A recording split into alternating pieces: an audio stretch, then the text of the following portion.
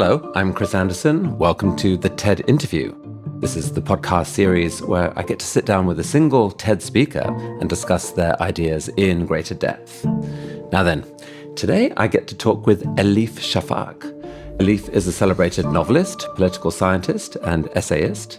She's Turkish, but has lived in many parts of the world, currently living in London, where she writes regular columns for The Guardian, commenting on a wide range of topics: global politics, issues around identity, issues around storytelling. And this breadth of experiences and interests makes Elif just an absolutely wonderful conversation partner. Elif believes that many of the problems facing our world today have come about because of a tendency to oversimplify complex realities. I think our world is full of unprecedented challenges. Because wherever I look, I see nuances withering away.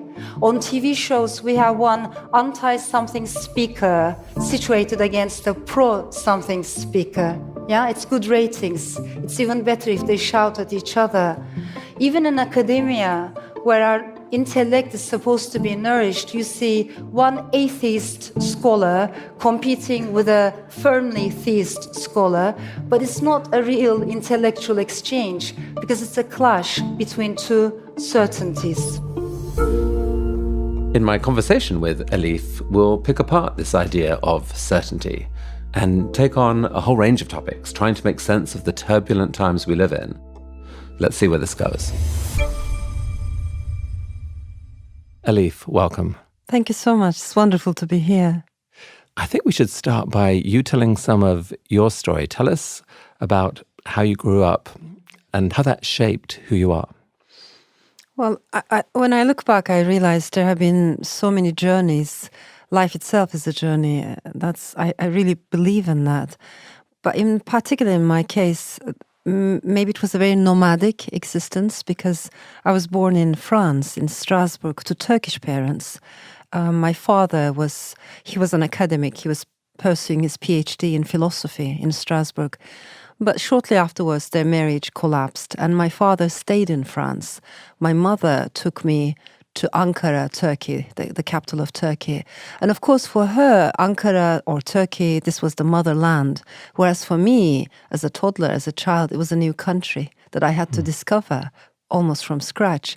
And in this state, we arrived in the neighborhood of my grandmother, which was a very conservative, very patriarchal neighborhood.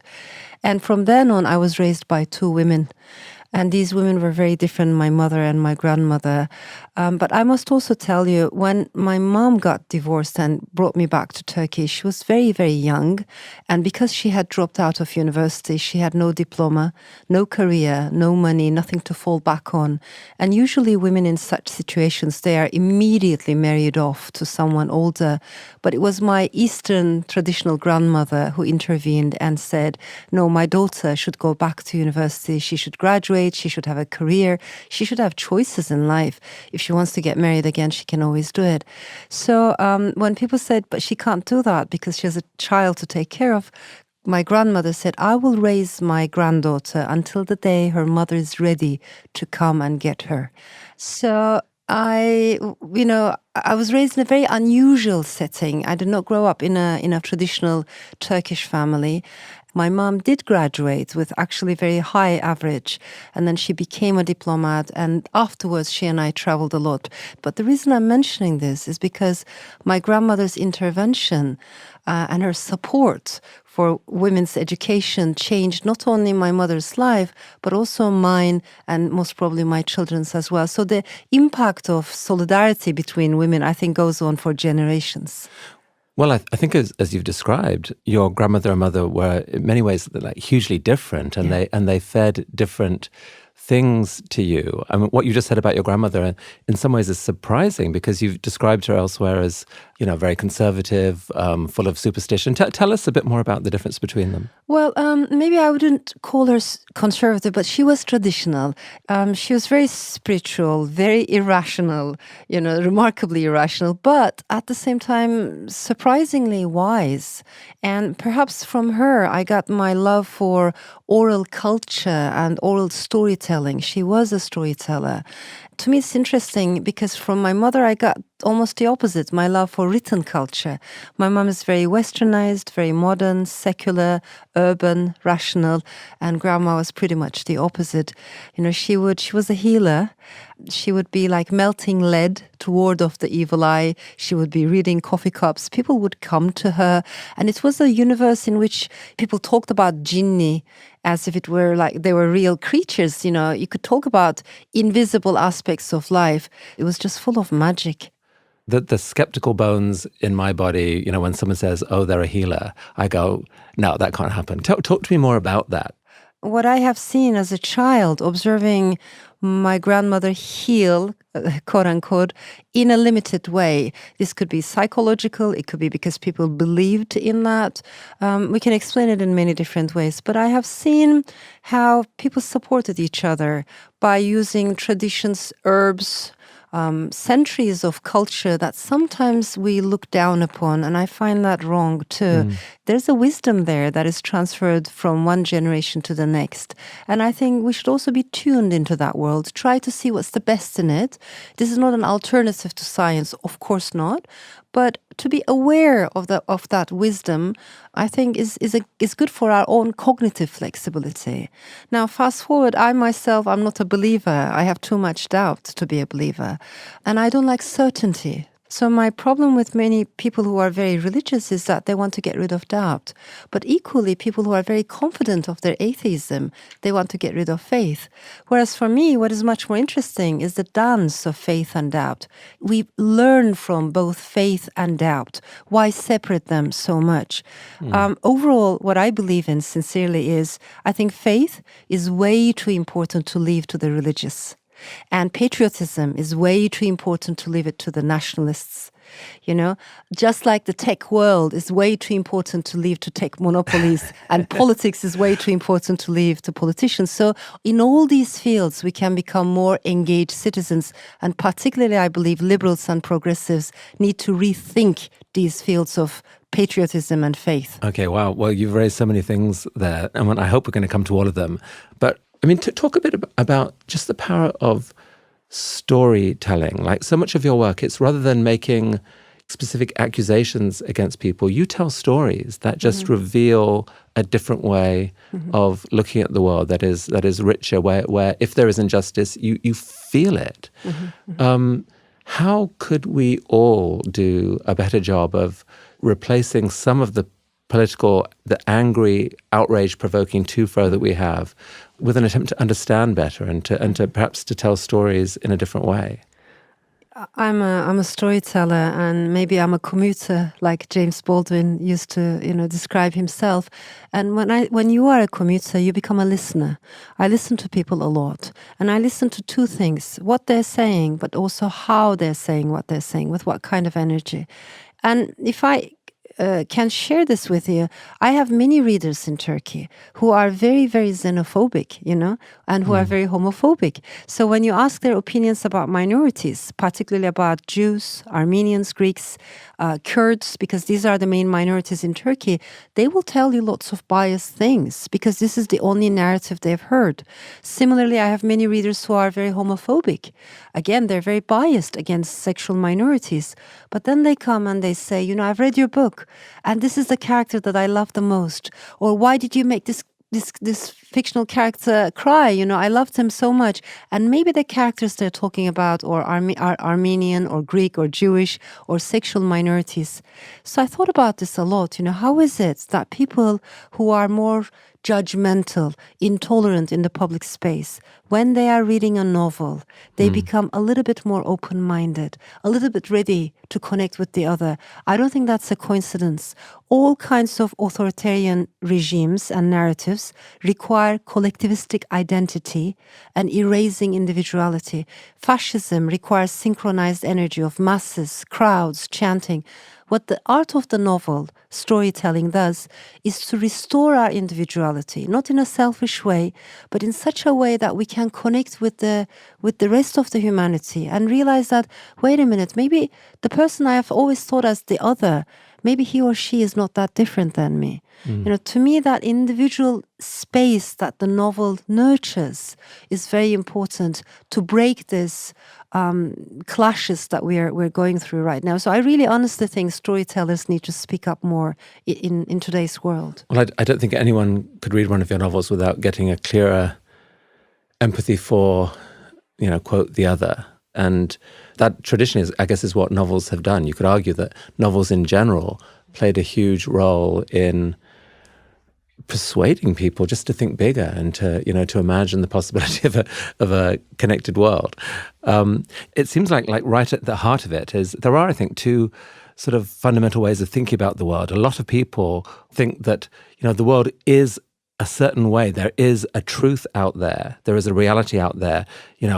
There's a God who created the world and he wrote this book and this is the way we do it. Or there is no God out there. There is only science and our lives are fundamentally meaningless and that is the truth and we have to accept it. Other people delight in the uncomfortableness of not knowing and accepting that everyone may have, quote, their own truth.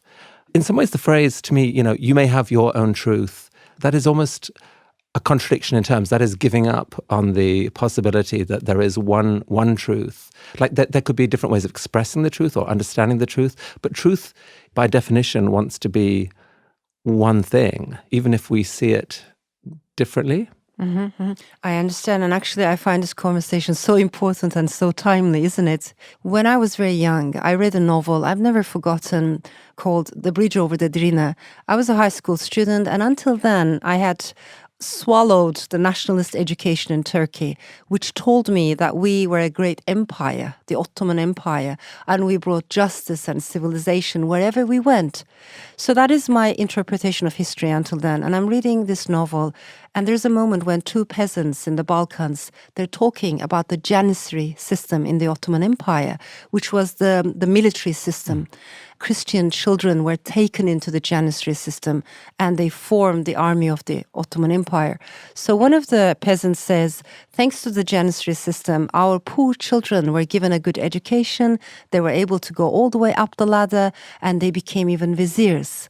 The other one says, are you sure? It was so painful because our children were taken away from us without our consent. They were converted to Islam without their consent. They were asked to erase their identity, forget their religion, their language. They never saw their mothers. They never saw their families again. So yes, they were given an education, but at the expense of what? And then all of a sudden, me as a young Turkish student, I just froze. It had never occurred to me that the history that was taught to me top down could be seen in different ways, depending on who was telling the story. And as a novelist, to me, this is very important because when you ask the question, how would I feel had I been a concubine in the harem, an Armenian silversmith, a Jewish miller? How was the life of a prostitute who was forced to accompany the army? Just boil it down to these micro questions. Try to see the story through the eyes of individuals, particularly the minorities whose voices have been erased.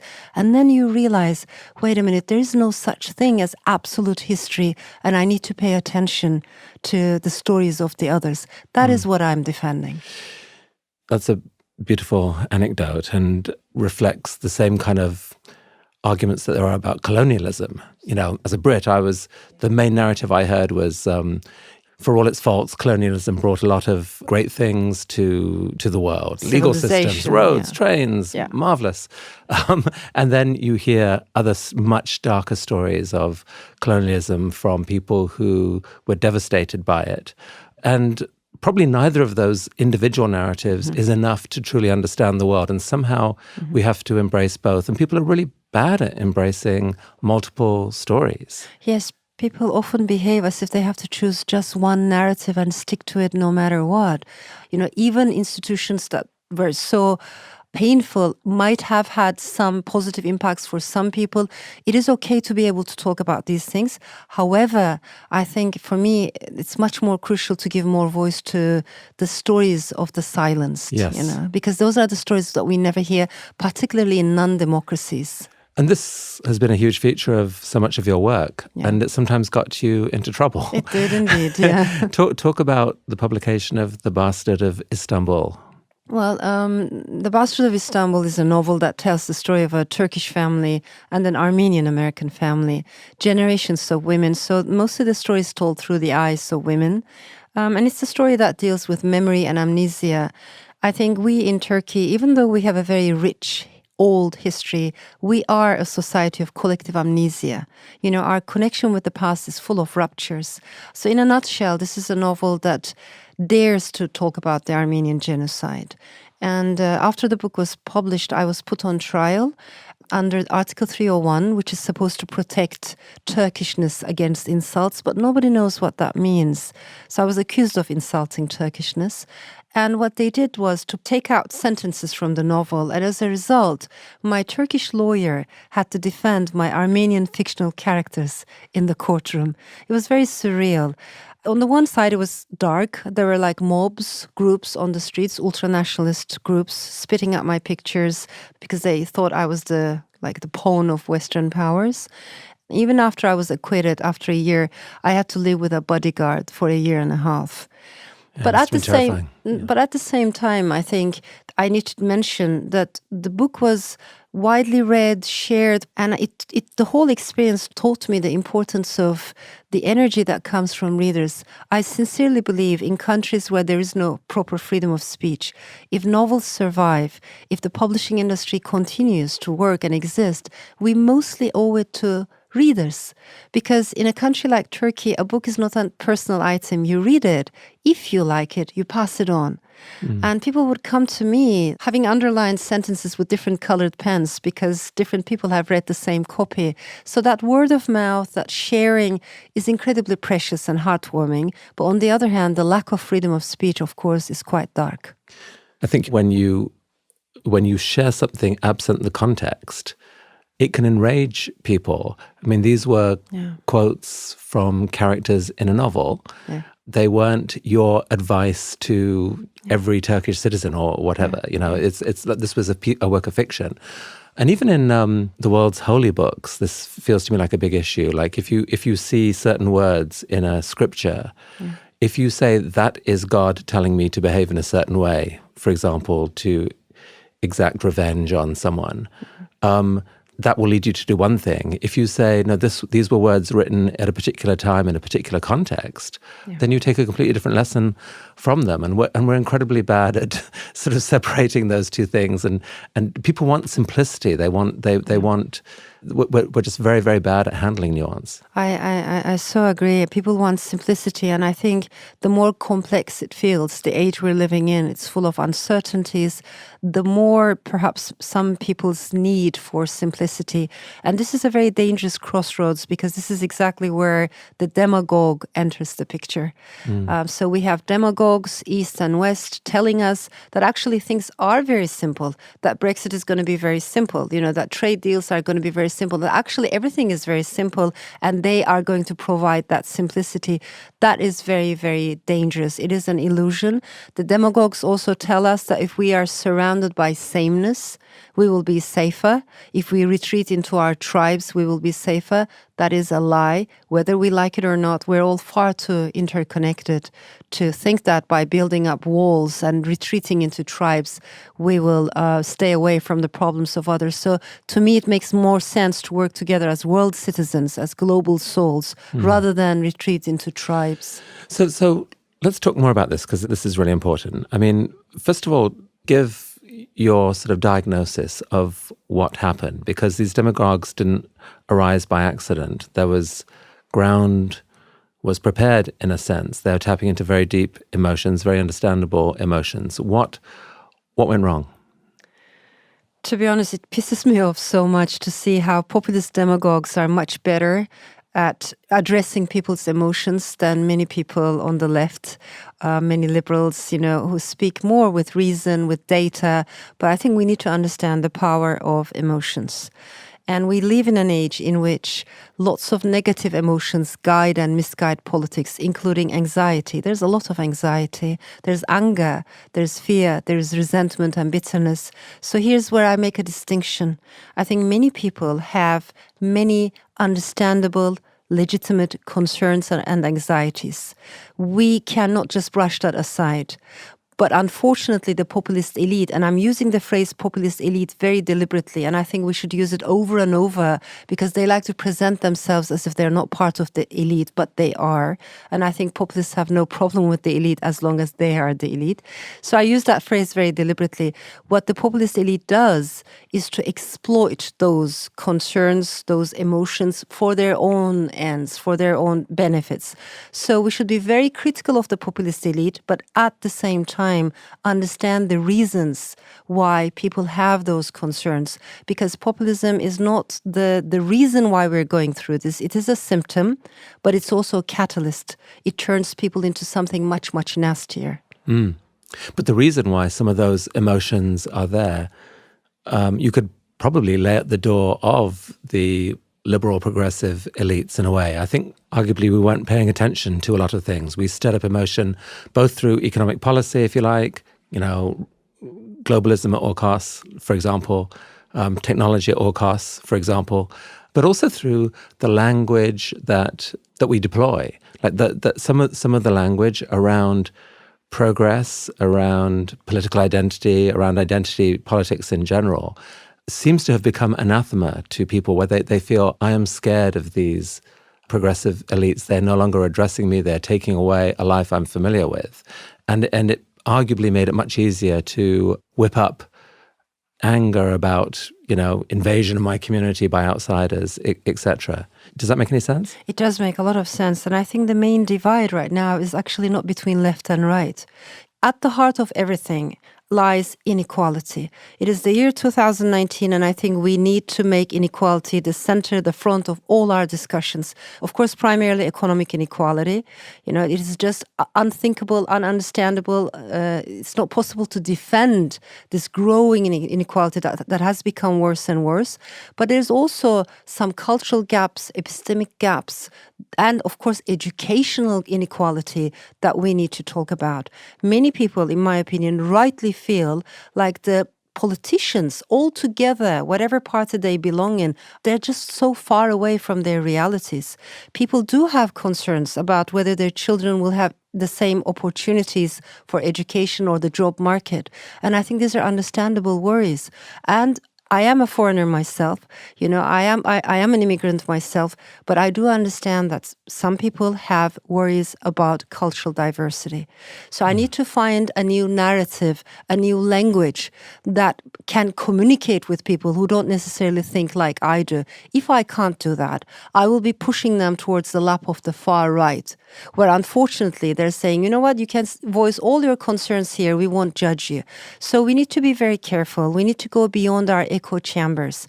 And the answer to one type of tribe is not to retreat into another tribe and think that's progressive.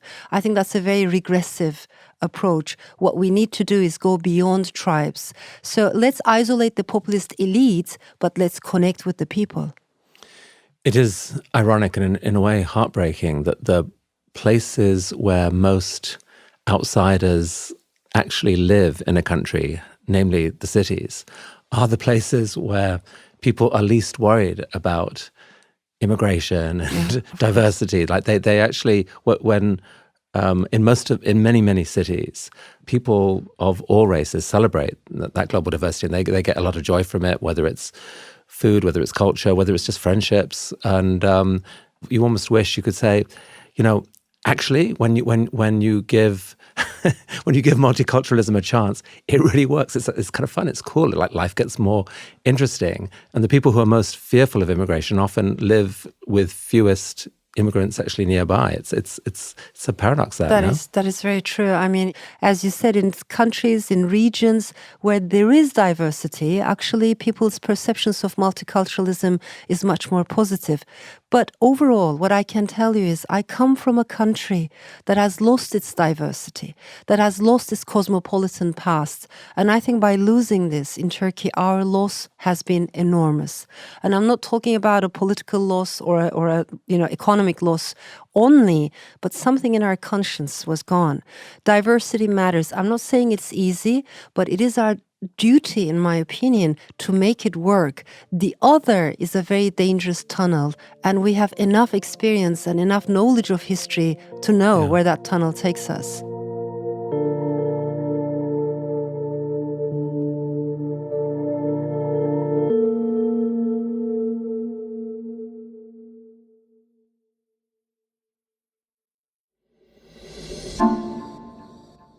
Elif, I would like you to explain how you align what you just said, which is, we need a lot more diversity, with some of what you've said about identity politics, where you've expressed concern at identity politics and how that plays out. Yes, it really matters to me a lot. I've always been very critical of identity politics, and I do not think it's a progressive way of thinking at all. It might be where we start, but it can't be where we end up. So we need to move beyond identity politics. All extremist ideologies, let us not forget, are trying to narrow us down into a singular, monolithic identity. And we need to be aware of that. I look at myself, of course, I'm an Istanbulite. I'm very attached to Istanbul. And I think I carry the city with me, wherever you go. Like the Greek poet Kavafis said, the city follows you wherever you go. But at the same time, I'm attached to the Balkans, the Aegean. There are so many elements in my soul that I bring from the Middle East. They will always be with me.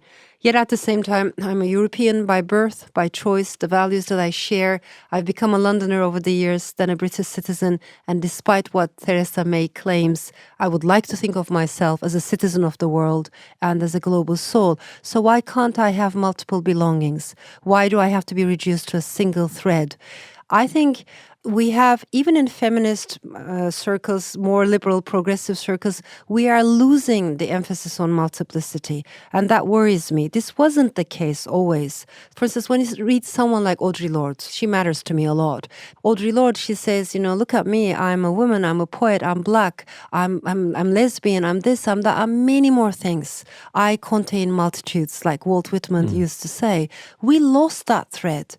Now you have to choose your tribe, and that is not a progressive approach at all. So tell me if I have this right. Like I think of identity politics as the belief that the most important political questions of the moment can be looked at as the need to address long-standing power imbalances, oppression, if you like, of specific groups, and that if you don't pay attention to that, you are missing the main game in town.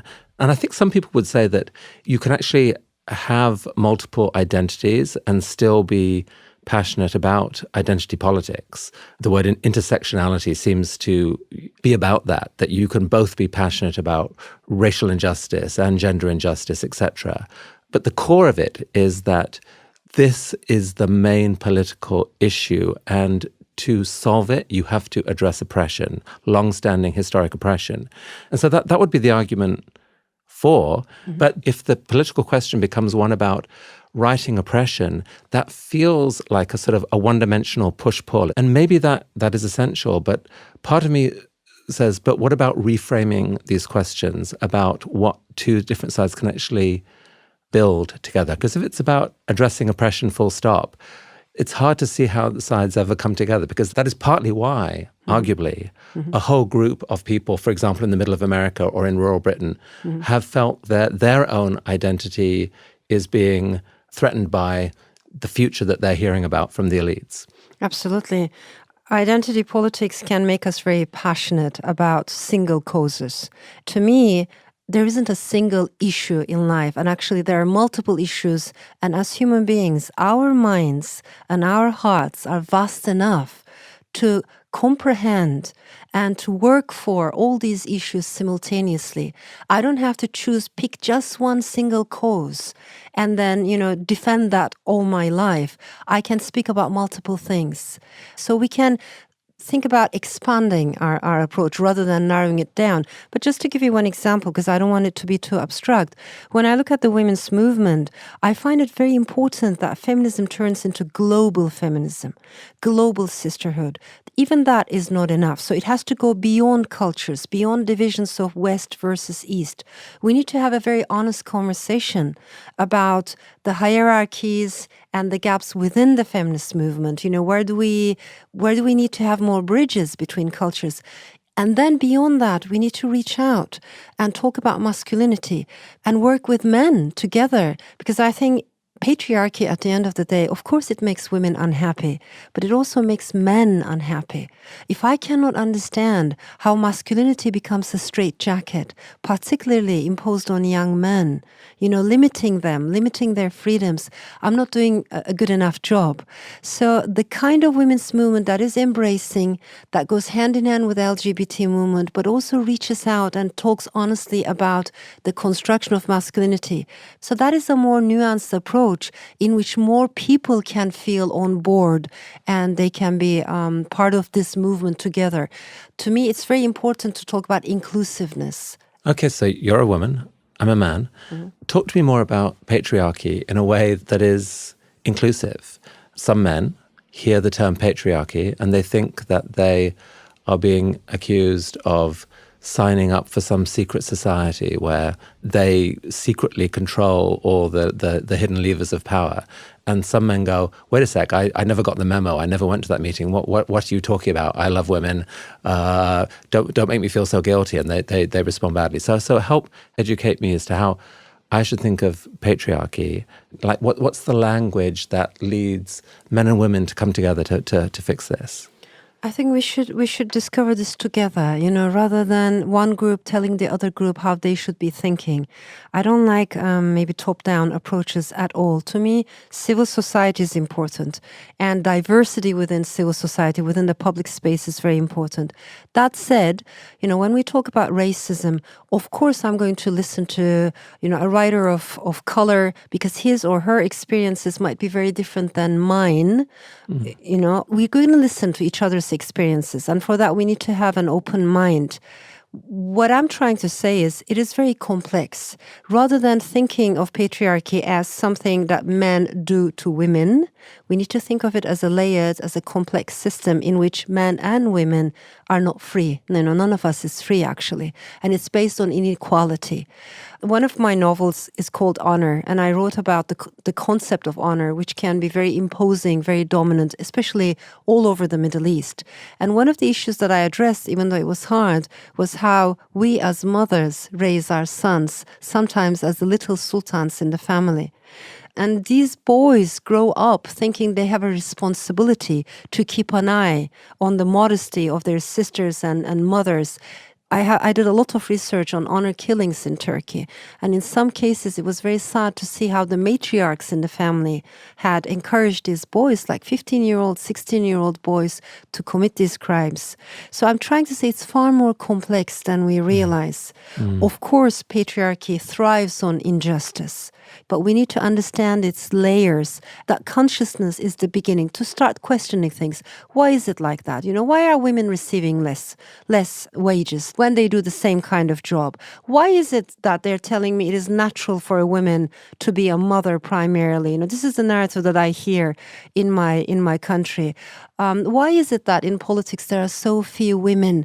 So asking these questions together is an important part of this journey. And if I may add this, we talked about populism, the rise of nationalism, tribalism, a backlash against progressive reforms that were done in the name of, gender equality. There is a big backlash against that. We need to be very much aware of this.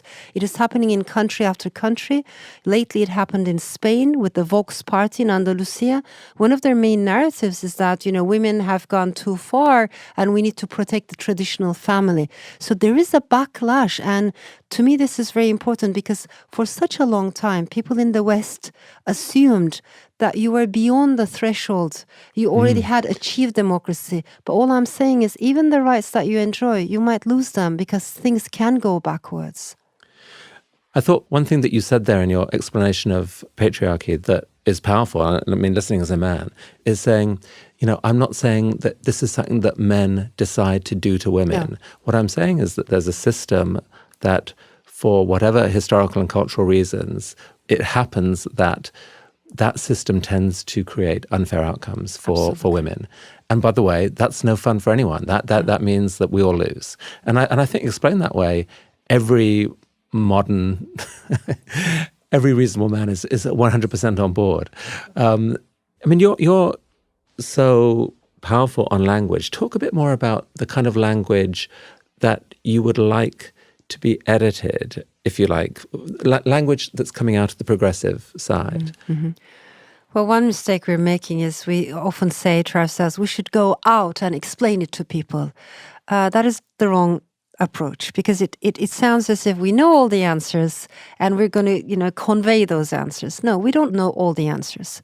What we're going through extraordinary times, and I am afraid to say that the movements that we're seeing right now, this populist, isolationist, tribalist trend, it is only the beginning. I think this is going to go on for quite some time. So we need to understand how we're going to deal with this problem. It is a problem. History can go backwards. It doesn't always go forward. In Freedom House, they published a report for 2017. At the first glance, it seemed good news. 35 countries had made progress. And then the next line says 71 countries, twice as many, had been going backwards with a bewildering speed. And one of those countries, for sure, is my motherland, Turkey. So all I'm saying is democracy is far more fragile than we assumed. It is a delicate ecosystem. When we think about ourselves, we always think about our rights, but we need to talk about our duties as well as citizens of this world. How do I become more engaged in the civic space? And when I say civic space, I also mean the digital space. What can I do? We have to become more alert citizens, more aware citizens. And I think we need to become more politicized, all of us. I don't think any of us has the luxury of being non-political in this age. It is very important that the change, the energy, the impetus comes from us citizens, from the civil society, because there's a lot at stake. And I really think we can go backwards and democracies can die. You used a phrase there twice now, citizen of the world, and another phrase, global soul. These are labels where I feel really close connection with you. You went to a school in Spain with kids from many countries. I went to a school in India with kids from many countries. Your whole life is that of a citizen of many places and of humanity overall. And this idea that we were on a journey, perhaps all of humanity was on a journey to gradually letting go of some of the older tribal identities and reprioritizing identities that are broader and encompass more people. That felt like that was the trajectory that we were on, and that, media could help, technology could help, travel could help. There's something beautiful about thinking of yourself as a citizen of the world. And yet, here we are, suddenly that very notion has become demonized by populists in many ways, that people have been frightened of it. And I'm curious as to whether you see any way ahead to reclaim that idea and somehow to frame it in a way where it is inspiring and hopeful and encompassing and not terrifying. Yes, I hear everything you're saying and really resonates with me. You will remember in 2000s, early 2000s, late 1990s, there was so much optimism. And there was complacency as well. There was arrogance as well, to be honest. And people who at the time thought that Western liberal systems were the only systems that could survive, because at the end of the day, the Berlin Wall had come down, the Soviet Union was no more. So it seemed like the triumph, a big triumph for liberal democracy. And people who defended that view actually saw history in a linear way, as if, we could all go in only one direction, and that meant countries that are not progressive enough or developed or democratic enough right now, one day, sooner or later, they will have to catch up with the rest of the Western world. It could only go in one way. And that was very wrong. That approach, actually, people who defended that, they didn't see themselves as citizens of the world. They thought they came from a superior civilization. And that is wrong. We now know, actually, there's no such thing as solid countries versus liquid countries. We're all living in liquid times, as the late Zygmunt Bauman told us. That was the subject of your last TED mentioned Talk, which in was the it's such a TED beautiful Talk. phrase, Yeah. that we're living in liquid times. Yeah. Just a couple more words on what you actually mean by that.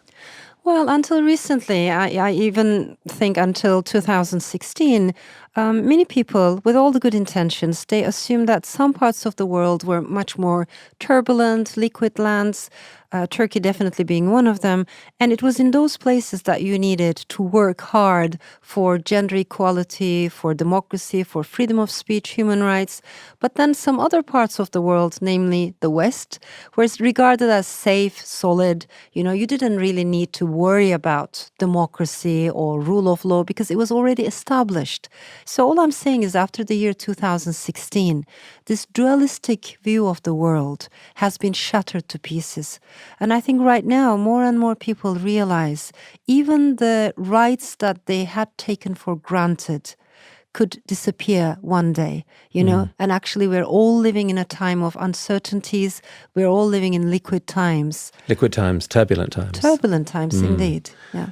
The idea of being a citizen of the world, of global citizenship, if I roll the clock back 10 years, there was a theory of the world sort of relentlessly moving outward, that as we got to know and identify and see more people around the world, our circle of empathy expanded, the borderline between us and them was getting bigger. And there seemed no reason to believe that could extend indefinitely, and that fundamentally we'd all look around and go, you know what? We're all humans. And by the way, we face extraordinary external threats, all of us. The climate is changing. Nuclear war could kill us all. There might be an incoming asteroid. There might be a global pandemic. We need to dial up this identity, or we will face doom, because if we're in these squabbling tribes, we just can't address the global threats facing us. That was certainly my whole worldview, and it's made it shocking and horrifying to see the massive move backward in that regard. So you, Elif, you have the language and the soul to do something about this. I hear it in how you speak and in your writing. What's the path by which we could get people to want that identity to be a bigger part of who they are? I'm a political scientist by training, and one of the things that always saddened me is to see this extreme emphasis, particularly in political science, on data, measurable quantitative data, which is of course very important. Research is extremely important. I'm by no means underestimating that. But there are other things in life that might not be that easy to measure, and yet they matter just as much. So my worry is many analysts have not paid enough attention to culture. And what we're experiencing right now is primarily a clash in the field of culture, which breaks my heart, because to me, culture is a unifying force. It brings people together. It is a bridge, but it can also be divisive if it's exploited, if it's misinterpreted.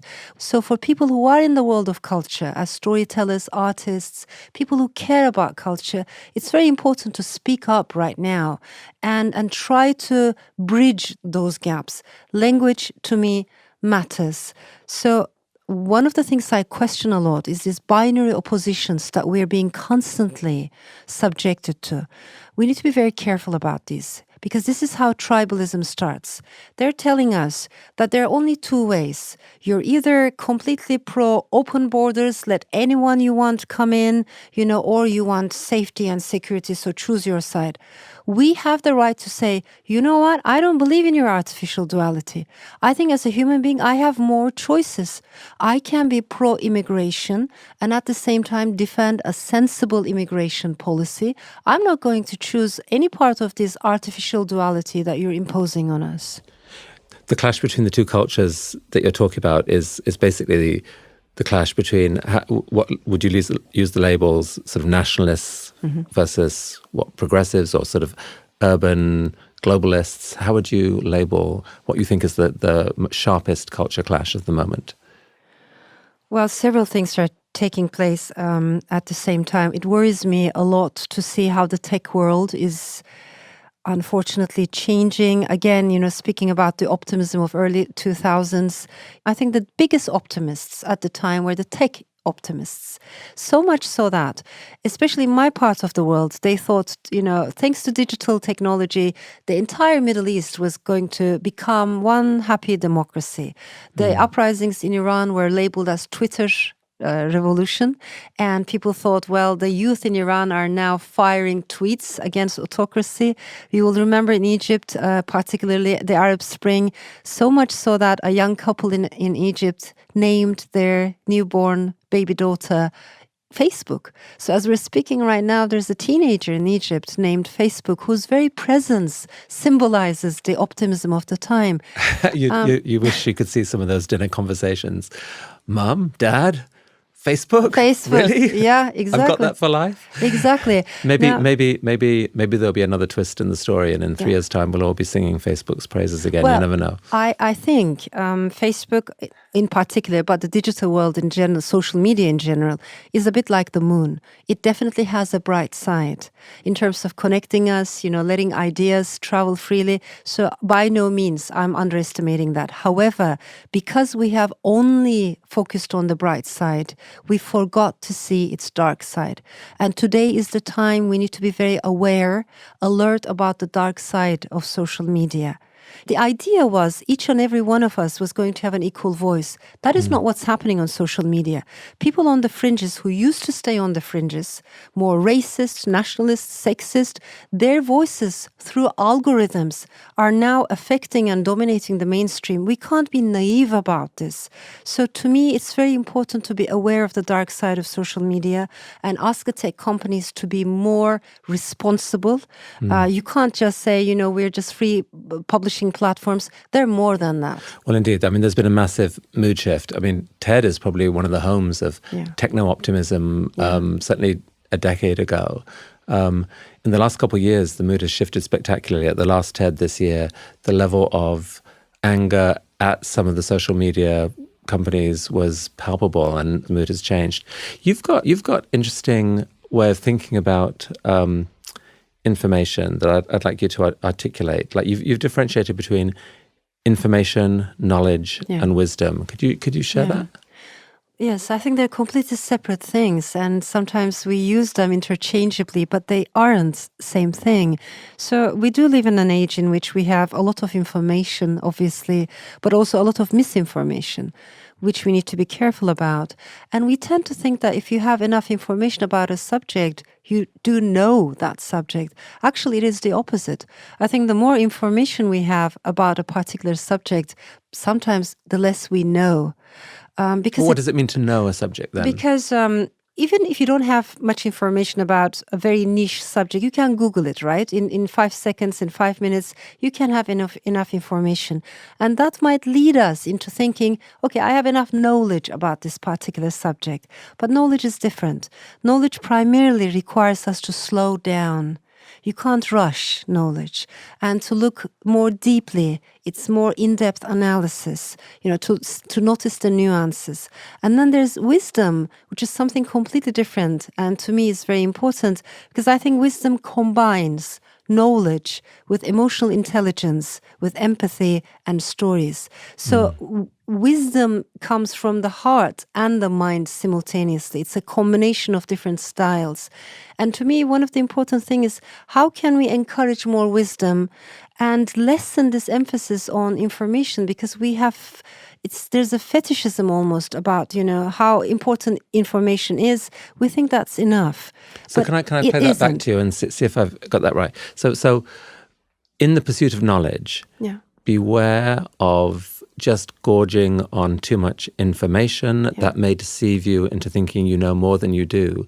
That the true knowledge comes not from quantity of information, but from subtlety of it, from exploring something from all angles, from being willing, for example, to listen to naysayers or skeptics or the hidden voices around a topic, not just taking an ever, growing amount of sort of surface information. Absolutely. Absolutely. And then wisdom, you take that knowledge and you reshape it with your emotions, with your heart. And that changes the language, that changes the style. Do you have any recent story that you can think of where you saw real wisdom in action? Yes, I think how the Prime Minister in New Zealand responded to the Christchurch terrorist attacks was incredible, and it was an act of wisdom. There was knowledge there was research there was understanding the problem, but also she spoke with her heart. She connected with people. She wasn't afraid to show her emotions. This is very important because unfortunately, particularly female politicians, because there are so few and because they have to prove, or many think that they have to prove how tough they are, they tend to suppress their emotions a lot. I mean, I see this in the UK all the time with Theresa May, and it is a big problem. Whereas in New Zealand, we had a prime minister who showed her, sorrow, her emotions. We tend to think that emotions are a sign of weakness. Not at all, just the opposite. Only people who are confident enough will show their moments of anxiety, share that openly. Emotions can be a source of strength. Compassion is a very strong element, is a very strong energy. So in a nutshell, I think her response to a very dramatic, very big atrocity was very wise. Viewed one way, I guess, the only thing that matters in life is emotion. I mean, if it wasn't for emotions, if no one felt anything, none of this would matter anyway. That is so true. That is what makes us human, right? That's how we remember the past, mostly through emotions. At one level, everything else is in service to that. We think of emotions as fleeting and lightweight, but there are deep emotions that is what our whole lives are about. They're like deep joy, happiness, like yearning for whatever we might yearn for. When I read people who have survived the worst atrocities in human history, including of course Holocaust, genocides, there's one thing that draws my attention, and that is they talk a lot about how the opposite of goodness is not necessarily evil or wickedness. Of course, there are people who are evil, but relatively fewer in numbers. Bad things happen not because there are so many evil people out there. So the survivors are telling us that bad things happen when numbness settles in, when we become desensitized, when we become numb, indifferent to the pain of other, to the stories of other. And I think in that regard as well, it's important to revive our emotions, to be passionate about politics, to be passionate about humanity, but to try to channel those emotions in a constructive way. Elif, can I ask you for a minute about your personal life? Yes. In your last TED Talk, you had this extraordinary moment where you revealed for the first time in public that you were bisexual. That's right. You're married, you live in London, you commute back, or do you commute now back to Istanbul, or is it too dangerous for you to go back there? Less so. Nowadays, yeah. I mean, your whole life is full of embracing what some people would view as contradictions. Can you talk about your personal life? Well, it was very hard for me, in a way. The reason I'm saying this because my recent TED Talk, to me at least, it was like a manifesto for multiplicity, in which I wanted to defend having multiple belongings, multiple voices. And I mentioned for the first time in a public space that I was bisexual. When you look at my work, I think this has always been an important element in my writing. I have stayed in women's studies, gender studies for a long time in academia. I taught these classes.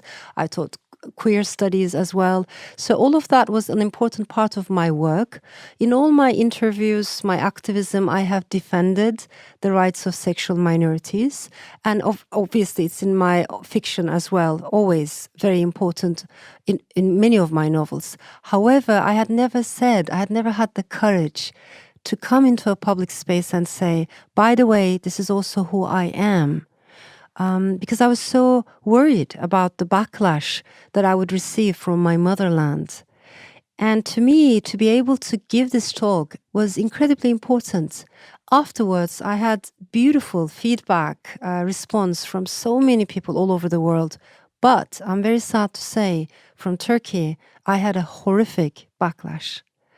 And so for days, weeks, it went on for about 3 weeks. I'm not exaggerating. Every day I would receive these things that were written in the press, columnists, social media, newspapers, TV programs, Islamist newspapers calling me pervert, very nasty tweets on social media trying to teach me a lesson as a woman. And I think for women it's much harder in such circumstances. So that went on for a long time. But I was ready to deal with it. I wish I had the courage to come forward and say, I am bisexual. This is who I am. I wish I could have done that a decade ago. I couldn't, but I did it when I felt ready. Where I come from, it is not easy to talk about these subjects, yet we must, but when we feel ready. Do you see any trajectory where Islam and mainstream Muslims would find it easier to speak openly about gay marriage, gay relationships? Is there any trajectory where that can happen? It's quite tough because the public space is mostly dominated by more orthodox voices. But that doesn't mean that is the only voice that exists across Muslim cultures. Muslim cultures have been always incredibly diverse all throughout history. Just a small anecdote. Around the time I was 6-7 years old, that is when my parents officially divorced. They were separated, but they got officially divorced. And I spent that summer partly with my maternal grandmother and partly with my paternal grandmother. And these two women were at the first glance very similar, both of them Turkish, Sunni Muslim, middle class, right? Very, very similar. And yet their interpretation of Islam couldn't have been more different. So in the house of my paternal grandmother in Izmir, God was regarded as a transcendental being, patriarchal being, always watching like a celestial gaze that never blinked even, always watching you. And it was always about haram and halal, sins. If you don't sit up properly, you are committing a haram, always that teaching of fear. Her notion of Islam revolved around fear. And I remember coming back from her house so traumatized that I couldn't go to the bathroom because, it was very scary for me that God was always watching me. And when I said this to my maternal grandmother, she laughed. She said, honey, I'm sure God has more important things to do than. And then there was lightness in her approach. There was humor. There was love at the center of her interpretation. So all I'm saying is, if even my two grandmothers can be so different, how can we think that the entire Muslim world is just one voice? There's a huge diversity there. The problem, unfortunately, is that orthodox, patriarchal interpretations dominate the mainstream public space. And even within you, that there's, Islam plays some kind of role. Talk about Sufism, the mystical side of Islam. Well, I'm drawn to mysticism in general. So I love reading about Jewish mysticism just as much as I like reading about Sufism. I love reading about Christian mysticism. So I like mystics in general. But as I said, I am not a believer myself. I have too many doubts. I don't like religions, the way they shape our lives and divide us. None of that speaks to my heart.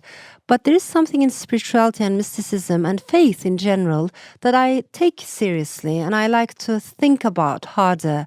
And many of those mystics, I think if you brought them together around the same table, like Isaac Luria, Abu Lafia, Teresa de Avila, or Meister Eckhart, or Rumi and Shams of Tabriz, I really honestly think these people would break bread together. They would have a wonderful meal together. They said very similar things, even though they lived in completely different places, centuries, but the quest was very similar. And that quest was very inner-oriented. They focused on the inner meaning of the text, rather than fear. And most of them defended love and empathy and connectivity.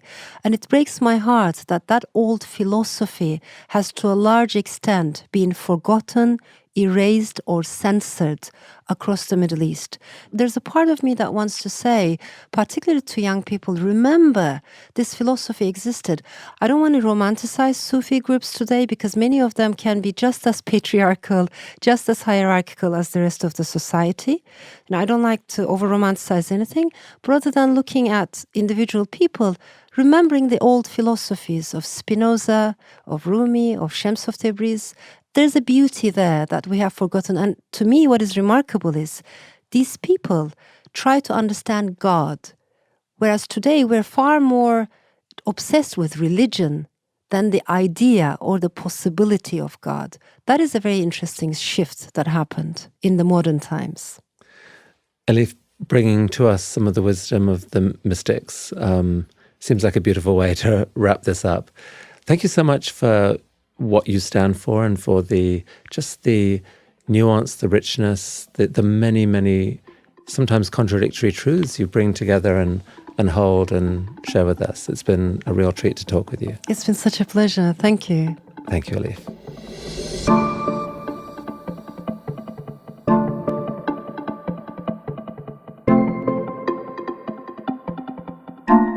Okay, that's a wrap for this episode. If you think Elif's wisdom could be relevant for anyone in your life, please consider sharing it with them. You could also write a brief review of the TED interview on Apple Podcasts or wherever you listen to podcasts. Those reviews are influential, actually. We certainly read every word.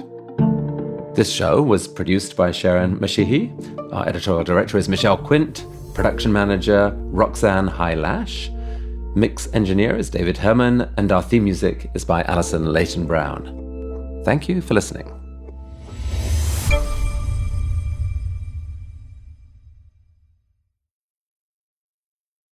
On our next episode, Michael Tubbs. When he became mayor of Stockton, California at the age of 26, he understood that he needed to tackle the roots of the city's crime and poverty.